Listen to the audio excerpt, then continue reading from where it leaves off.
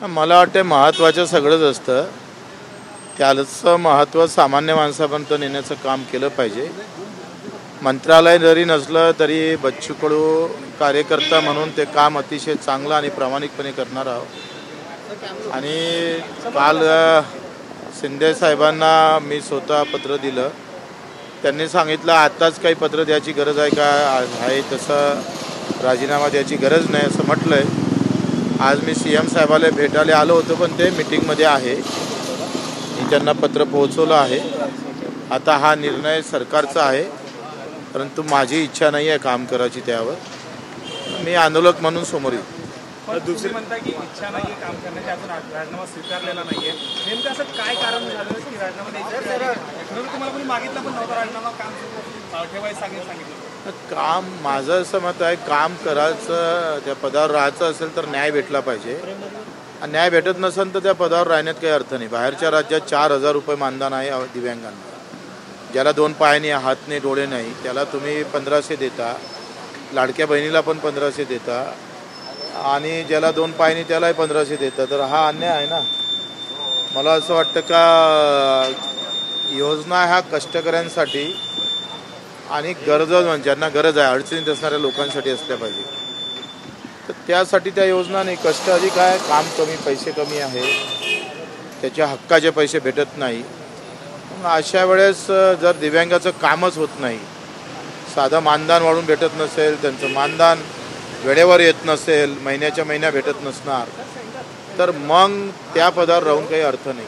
लाडक्या बहिणीचे पैसे देखील आहेत. लाडक्या बहिणीचं तिच्या मुलाच्या अकाउंटवर पैसे आलेले, तिने ते परत केलेले आहेत. लाडकी बहीण त्यात तिचं आधार कार्ड, मुलाचं आधार कार्ड आणि अकाउंटवर मुलाच्याच पैसे आले, तिने ते परत केलेत. नेमकं चांगलं आहे. तर मला वाटतं तिच्या मुलाच्या याच्यावर आले असेल तर ते परत करून ना, त्यात काय नवीन काय त्याच्यात. पण लाडक्या बहिणीवर कुठेतरी नाही, मला वाटतं आता अतिशर्टी टाकायला नको. कारण निवडणुकीच्या अगोदर ज्या लाडक्या बहिणीला तुम्ही पगार दिला त्यांना 5 वर्ष चालू ठेवा. कारण नाही म्हटलं तरी ही योजना प्युअरली निवडणुकीसाठी होती.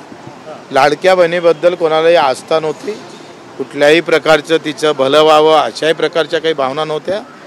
निवडणूक समोर आहे, एकनाथजी शिंदेने घोषणा केली आणि सरळ सरळ आता आपण तिजोरीतून पैसे दिले तर मग पक्षातल्या चिन्हावर मतं मारल्या जाईल.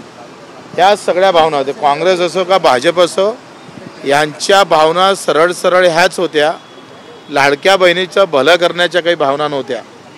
सरळ भावना ह्या होत्या का आमची पार्टी या योजनेतून MP निवडून आली, इतर राज्यात आली, तोच पायंडा इथं करायचा. आता ज्याला पैसे तुम्ही दिले त्यानं तुम्हाला मतही मारले. फक्त पक्षाच्या तिजोरीतून पैसे न जाता गव्हर्नमेंटच्या खिशातून, गव्हर्नमेंटच्या तिजोरीतून पैसे गेले. मतं मात्र भाजप, सेना, युती, राष्ट्रवादीला भेटले.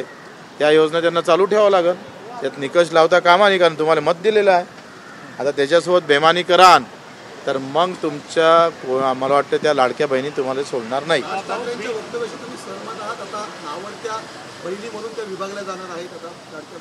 मला वाटते तुम्ही द्यायच्या वेळेस किती, एका संजय गांधी निराधारचा ज्याला 2 पाय नाही, डोळे नाही, त्याला पगार भेटायला वर्ष लागतं प्रोसेस करायला. संजय गांधीचा अर्ज भर, हे कर, ते कर, सगळं करून 6 महिने, वर्ष लागते. लाडक्या बहिणीला तुम्ही 3 महिन्यात पैसे दिले, मग देताना तुम्हाला समजलं नाही. मग जर आत्ता निकष लावले असन काय हे पात्र नाही, हे मग अपात्र लोकांना दिले तर त्याचं काय करणार आहे, कोणावर कारवाई करणार आहे? ते पैसे भारतीय जनता पार्टी किंवा शिवसेना त्याच्या पक्ष खात्यातून वसूल करणार का? ही नालायकी चालणार नाही.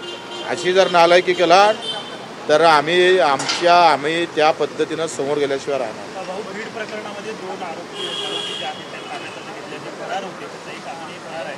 परंतु वारंवार जी मागणी होती की फाशीची शिक्षा जी आहे झाली पाहिजे किंवा लवकर शिक्षा झाली पाहिजे.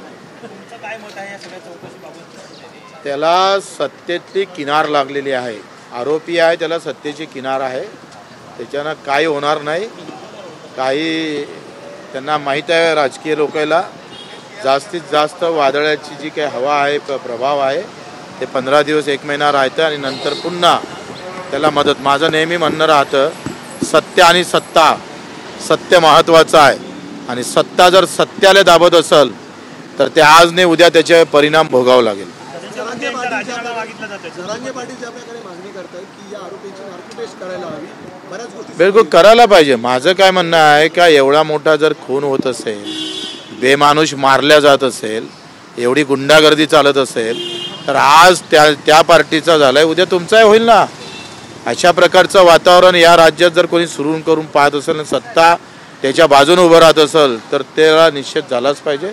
सर्व पद्धतीनं पारदर्शक पद्धतीनं हा तपास होणं गरजेचं आहे. धनंजय मुंडेच्या राजीनाम्याची मागणी त्याच्याबद्दल मी नाही बोलणार. मंत्रालयात जी आहे ती करण्यात आली आहे. अगदी एअरपोर्टला असतं तशी आता गेट लावण्यात आलेले आहेत.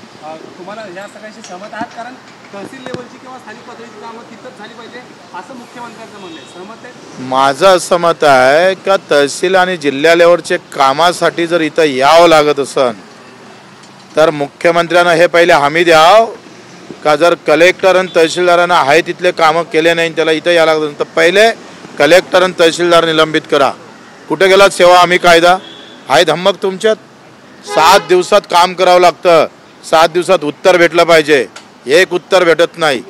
आणि इकडे असं सांगायचं ते नाव सांगून सामान्य माणसाला घेरण्याचा प्रयत्न असेल आणि त्याला एवढी चौकशी. हे मंत्रालय सामान्य लोकांसाठी आहे, मुख्यमंत्री मंत्र्यासाठी नाही आहे, ते सामान्य लोकांसाठी आहे.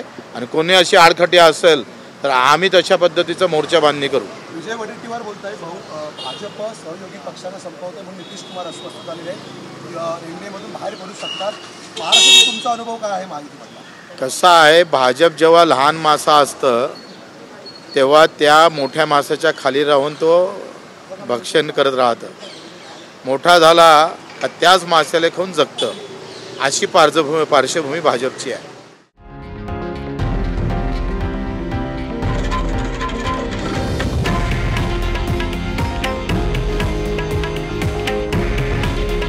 हे आहे देशातील नंबर 1 न्यूज नेटवर्क आणि आपण पाहत आहात TV9 मराठी. काळजी तुमची, हित महाराष्ट्राचं.